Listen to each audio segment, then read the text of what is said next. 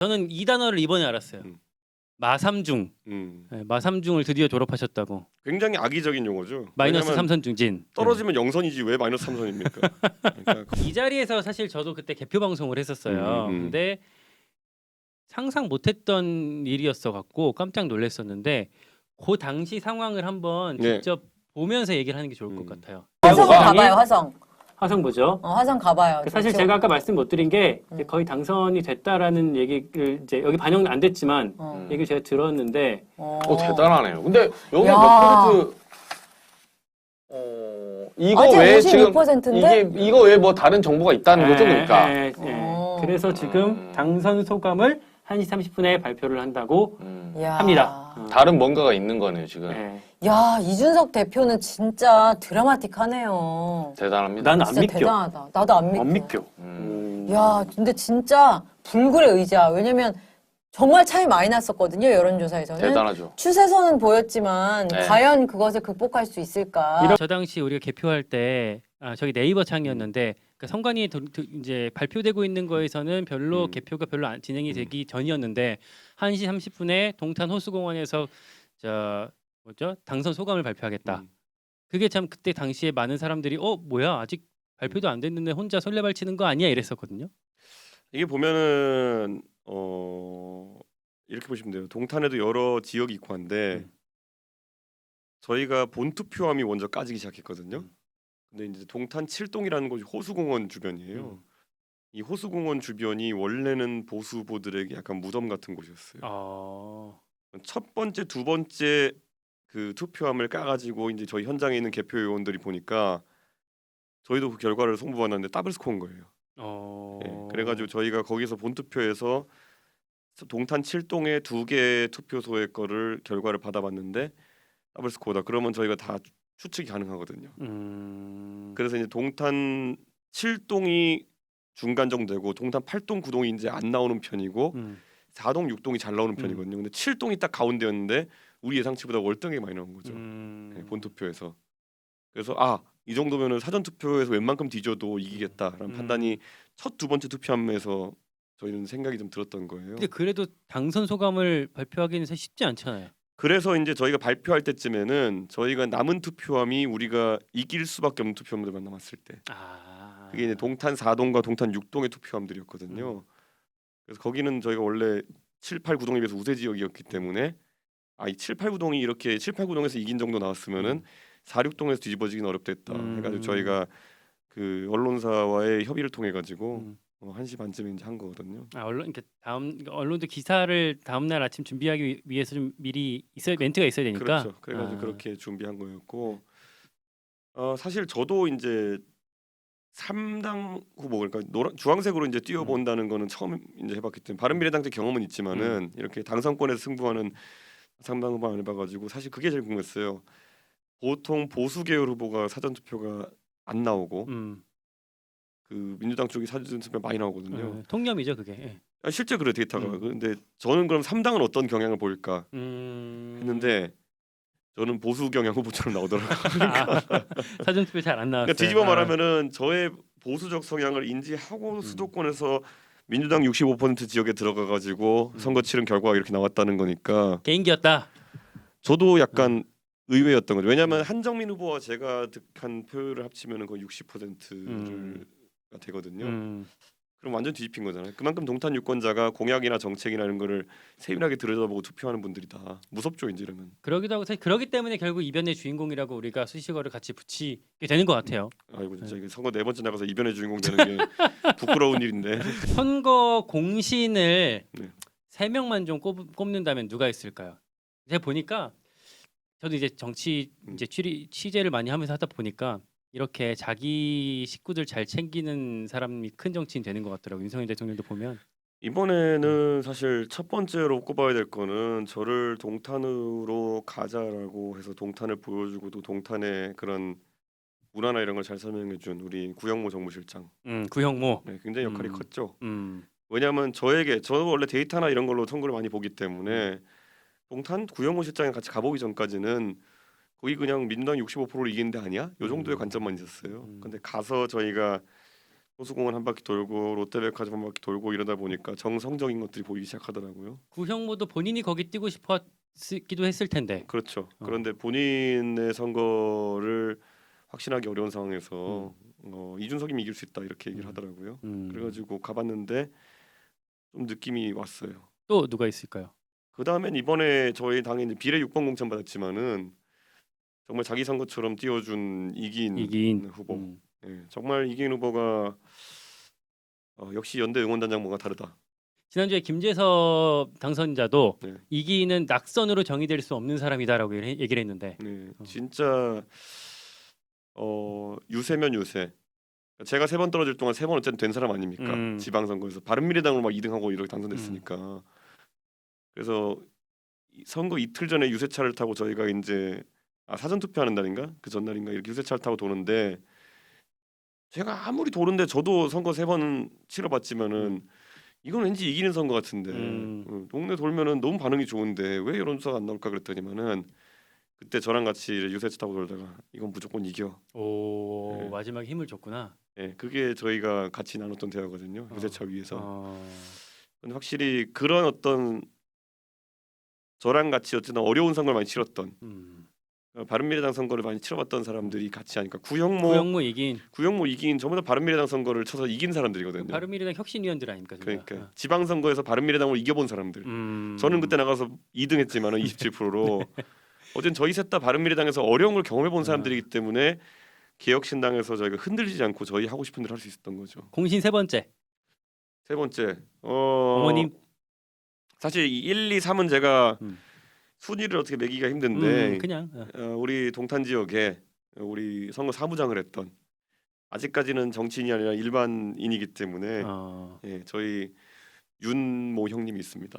예, 그래서 우리 윤모 형님이 정말 동탄 지역에 거기 뭐 사정을 너무 잘 알고 그래가지고 우리가 같이 전략 짜고 우리가 그때 개인별로 이제 예비부장본부를 손편지 보냈다고 이렇게 돼 있는데 그거 사실 우리 같이 손으로 다 붙이고 이거 하는 거 같이 했던 그런 멤버이기도 하고 그래서 사실 선거 공신 뭐 10명 20명 꼽을 수도 있겠지만은 그 셋의 역할은 정말 컸다. 윤모 형님께까지 감사를 전하면서 여의도라는 섬이 어쨌든 다시 돌아오게 됐어요. 네. 저 엊그저께 우리 지나가다가 나 이렇게 만두국 먹고 있다가 봤잖아요. 지나가다가 여기 이준석 대표 혼자 걸어가고 있는데 그 생각 들더라고요.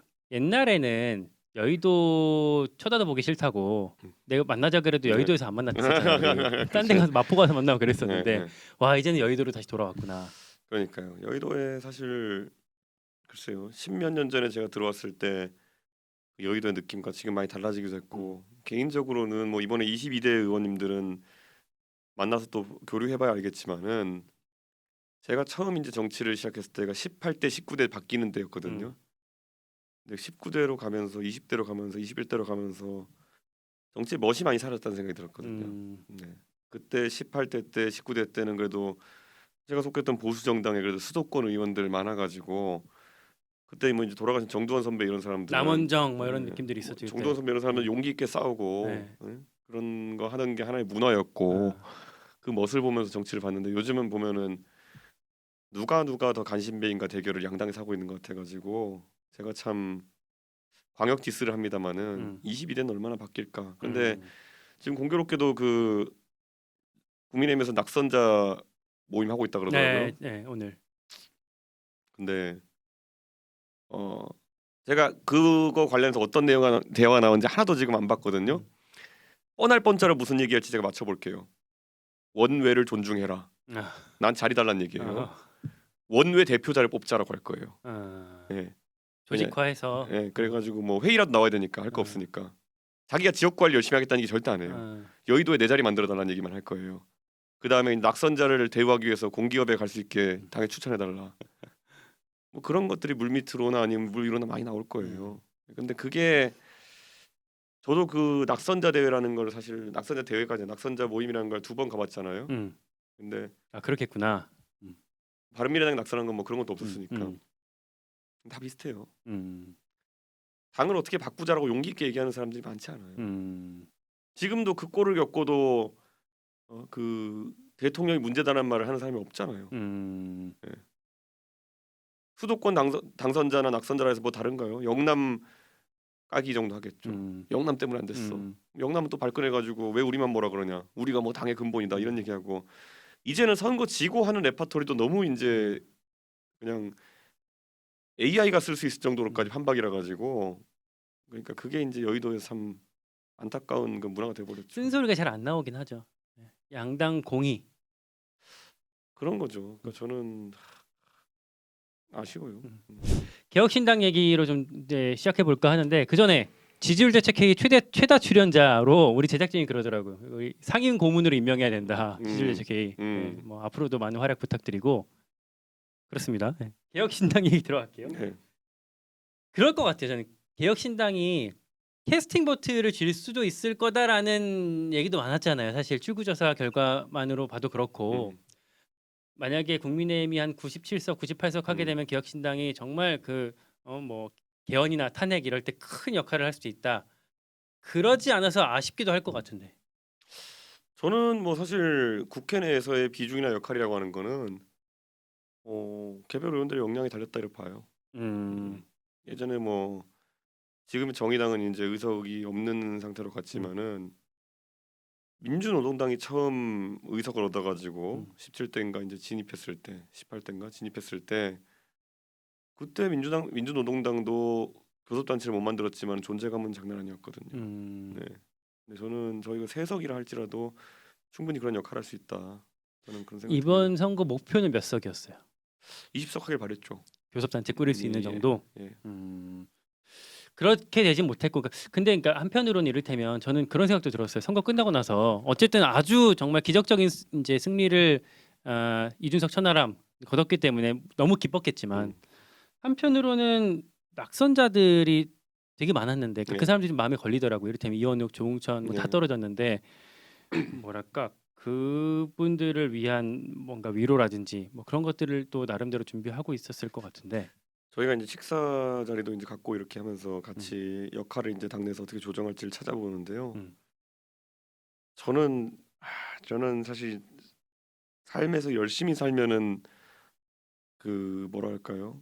시간을 허투루 보내지 않는다 그러면은 정말 헛된 경험이라는 건 없구나를 생각하는 게 그 부분이 좀 차이가 났던 것 같아요. 그 바른미래당의 경험이 컸어요.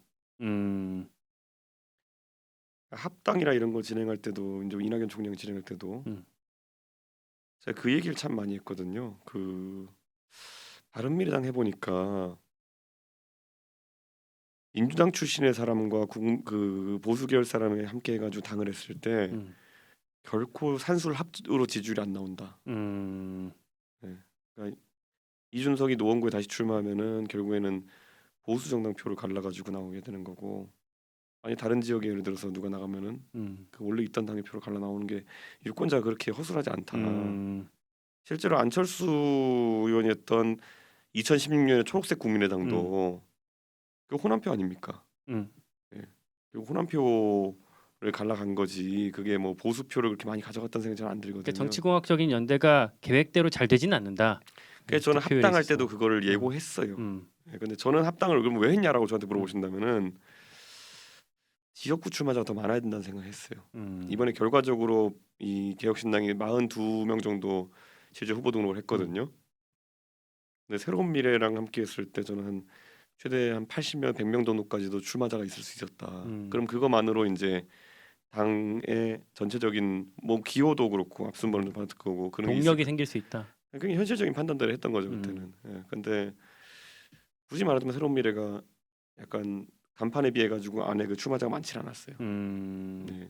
그래서 저는 합당의 장단을 살피자 그러면 저는 그러면 나중에 합당이 왜 그러면은 안 좋은 결말이 난느냐는 새로운 미래 측에서 그만큼 출마 자원이 없었어요. 네. 그런데 그에 비해 가지고 자리는 굉장히 많이 이런저런 걸 만들려고 하고 비례대표 다 가져가겠다 그런 식으로 이제 사실 판을 짜려고 하고 이러니까 분열음이 커졌던 건데. 게다가 개혁신당의 지지층도 많이 좀 걱정을 많이 하고 그러니 그러니까요. 별로 매력이 없어진 상황. 그리고 뭐 새로운 미래의 당원이 무슨 20만이다 이렇게 했는데 10몇만이다 이렇게 했는데 이번에 비례대표 득표를 한 거 보면 사실 그 당원이 허수였던 게 아닌가는 의심도 하게 되는 거고 사실 이런 거 저희가 다 겪어본 거거든요. 네. 그래서 저는 어느 순간 그게 좀 안타깝더라고요. 그러니까 음. 예, 우리는 이제 약간 저는 큰 지도자와 그래도 어떤 합당 과정을 통해 가지고 당세를 확장할 수 있는 기회다라고 많은 사람들이 생각했는데 뭔가 약간 음. 실제 실사를 해보니 뭐가 없는 그런 그 내다바이 당했다 뭐 이런 거예요 그러면? 뭐 굳이 표현하자면 뭐 우리가 그렇게 표현할 건 아니고 음. 좀 이 메뉴판에 비해 가지고 실제 양도 나온 음식이 좀 약간 부실했다. 예, 그런 느낌이 있어가지고 어. 아무튼 뭐 그래서 사실은 저 선거 초반의 기세보다는 좀 아쉬운 결론을 좀 얻었지 않았나는 생각도 들어요. 근데 그거는 국민의힘이 사실상 처음부터 개혁신당을 너무 의식했던 것도 사실 문제일 거예요. 음. 이번에 보면은 개혁신당으로의 이탈을 막기 위해 가지고 엄청나게 공천 절차를 뒤로 늦췄잖아요. 음. 저는 솔직히 수도권에 출마한 사람들 그렇게 선거를 할 줄 모르는 사람들을 다 막판 배치해서 어쩌려고 하나 이런 생각했거든요. 솔직히 저는 수도권에 조기 공천만 했어도 지금보다 한 10석은 더 나왔을 수 있었어요. 국민의힘이 예. 근데 선거 아무것도 모르는 사람들 다 보내놓고 업자들한테 휘둘려가지고 선거 되게 희한하게 하더라고요. 예. 그랬고 아무튼 제가 지난 선거를 이제 돌아보면은 이런 뭐 아쉬움도 들고 뭐 그런 당시 상황도 기억할 수 있을 것 같은데 어제 뉴스쇼 나와서 이제 했던 얘기 중에 하나가 좀 인상적이었던 게 용꿈을 안 꾼다고 음. 뭐 외교안보 공부를 좀 더 하겠다고 그러던데 맞아요? 확실해요? 그러니까 원래 용꿈 꾸려고 하면 당대표 할 때 했어요. 저 국민의힘 당대표 할 때. 음. 근데 그때도 별로 그런 건 마음에 와닿지 않는 게 여의도에 있으면요 그렇게 무슨 뭐 권력의 화신 같이 돼버려 가지고 용꿈 꾼다고 하는 사람들 얼마나 스스로를 불태워가면서 하는지 많이 봤어요. 막 갑자기 막 잠시 사라졌다 오면 갑자기 성형수술하고 나타나고 뭐 별 사람 다 있어요. 예. 성형수술까지. 뭐 있어요 보면은 뭐 그런 사람들 어디 가가지고 뭐 그런 사람도 있는데 안쓰럽더라고요. 네. 그러니까 너무 부자연스럽게 이렇게 하는 건데 정치 모르겠어요. 그렇게 대선 지지율 몇 프로 나온다 해가지고 흥분하고 이럴 것보다는 어차피 갈 길 가다 보면은 기회가 오는 것이지 대권 정도 되는 거는 내가 앞장서서 이렇게 뭐 길 만들어 보려고 한다가 되는 건 아니더라고요. 김종인 위원장이 뭐 이렇게 열심히 뭐 주입하신다라고 했는데 넘어가지 않습니까? 그럼? 김종인 위원장이 대권을 염두에 두고 하라고 하는 것들은 대부분 그러니까 김종인 위원장이 저한테 만나가지고 뭐 일반적인 다른 업자들이 얘기하는 것처럼 조직을 만들어야 된다. 나를 믿어라 뭐 이런 거 안 하거든요. 당신 정치하려 그러면은 경제에도 이건 좀 알아야 되고 노동 정책 이거는 같이 뭐 공부해야 되고 이건 그냥 대권 꿈을 꾸든 안 꾸든 유익한 얘기니까 제가 그냥 항상 김종인 위원장님과 교류하는 거지. 다른 업자들 만나면요 가면 무슨 뭐 그 업자에 가까운 사람들 보면은 내가 어디 교회에 누굴 엮어주겠다 뭐 이런 거부터 해서 내가 뭐 누가 어디 가서 인사하고 와라 어디가 절하고 오면 뭐 몇만 표가 떨어진다. 제가 안 치러본 선거 있다고 그런 업자들은 드러나겠습니까? 근데 김종인 위원장은 그다지 뭐 그렇게 허황된 얘기 안 하세요. 최근에 무슨 뭐 이거 하는 거 보니까 물가가 장난 아닌데 물가 관련해 가지고 좀 대책 좀 세워야 되는 거 이런 얘기 그냥 대권을 꿈꾸든 안 꾸든 그냥 유익한 얘기. 예. 그러니까 하는 거죠. 김종인 위원장 말씀 나와서 김종인 위원장 앞으로 그러면 지금 어쨌든 공관위 마치고 지금은 어떤 핵심적인 당의 역할을 하고 있는 것 같지는 않은데 뭐 앞으로의 역할은 어떻게 됩니까? 지금 이제 상임고문 역할을 하시는데 네. 또 상임고문 하면 나이 들어본다고 또 이렇게. 나이 드신 건 맞잖아요. 그러니까 실제 나이 드셨잖아요 이제. 근데 뭐 하여튼간 김종인 위원장님은 본인이 사실 정치에 더 이상 이제 현실 정치 개입 안 하려고 하신다는 말씀을 몇 번 하셨어요.